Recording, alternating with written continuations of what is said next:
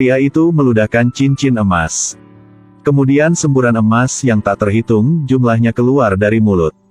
Dia langsung pergi ke pegadaian. Dan ambil dari kantongnya banyak cincin emas. Langsung buat pemilik toko bingung. Dia menyatakan berat yang tepat dari setiap cincin emas itu. Tapi pemilik toko masih mau memeriksa. Melihat alat pemeriksaan di toko, John mengeluarkannya satu persatu. Kemudian satukan semuanya. Satu alat mengambil sinyal sudah selesai. Lihat wajah yang bodoh John. Pemilik toko ingin bunuh dia untuk ambil emasnya. Tapi John hanya bisa memainkan trik sederhana. Langsung bisa menyelesaikan rencana si pemilik toko. Dia bawa alat di tangannya. Tidak berhenti mencari koordinatnya. Ada banyak uang terbang keluar darinya. Pengemudi melihat uang itu terbang di langit dan segera mengerem. Tapi John tetap fokus mutlak. Pada saat ini, tiba-tiba ada pesawat ruang angkasa luar angkasa di langit. Datang untuk jemput John kembali ke planetnya. Dia tenggelam dalam ilusinya. Saat pesawat ruang angkasa sedang jatuh, wajahnya ditampar. Begitu kuat sehingga dia jatuh di jalan. Uang dalam sakunya juga dirampok habis. Mary di jalan pulang. Melihat John dirampok begitu, pikir sebentar dan memutuskan bantu dia. Lihat May ada senjata di tangan. Dua perampok ketakutan dan angkat tangan. Tiba-tiba badai pasir datang. Para perampok kontrol Mary. Saat kekacauan, Mary dijatuhkan senjatanya. John langsung angkat dan tembak secara berantakan. Buat Mary dan para perampok takut. Mary terus memintanya, bilang dia masih ada anak kecil. Tapi John segera meletakkan senjatanya. Dan buru-buru angkat alatnya.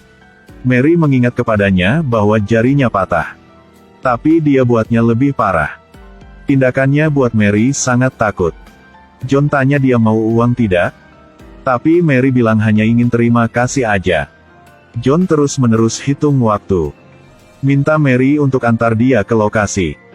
Meskipun Mary tidak mau. Tapi lihat penampilannya yang menyedihkan. Akhirnya Mary juga antar John dengan mobilnya. Sambil duduk di halte, John menunjukkan kepada Mary enkripsi yang dia tulis. Mary mulai penasaran tentang orang ini. John bilang Thomas Newton kirim dia ke sini. Mary langsung cek informasinya. Ternyata itu adalah pendiri perusahaan teknologi raksasa. Dua orang akhirnya sudah sampai. Tapi benar-benar kosong. John mengincar gurun untuk maju. Tapi cuaca mulai memburuk. Mary merasa situasi tidak baik. Jadi putar balik untuk bantunya. Tapi badai pasir semakin kuat. Mary harus lari ke mobil untuk hindarinya. John angkat kepala untuk melihat mata badai. Tiba-tiba, sebuah suara di kepalanya memanggilnya untuk buka matanya.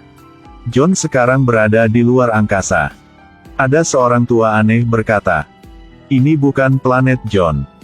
Tapi dia akan buat dia menjadi dewa bumi." Beberapa tahun kemudian, John menjadi dewa sains. Dengan demikian mewujudkan mimpi mereformasi dunia. Sekelompok perampok sedang ada pesta. Tapi kelompok itu tidak tahu dengan jelas. Mereka sedang masuk kawasan yang dilarang. Para orang berpakaian jeans datang. Kawasan ini milik keluarga Dutton. Kalian harus keluar kawasan ini. Jika tidak, mereka akan lapor ke polisi. Tapi si kepala para perampok itu kira mereka ramai. Jadi tidak dengarkan kata-katanya. Dua kelompok mulai bertengkar. Karena lawannya terlalu banyak. Jadi kelompok koboi kalah. Saat ini Louis baru datang perkebunan. Lihat saudaranya dibully. Segera, tekan pedal akselerator mengayun ke depan. Sialan, kamu akan mati. Para perampok dengan pisau maju ke Louis.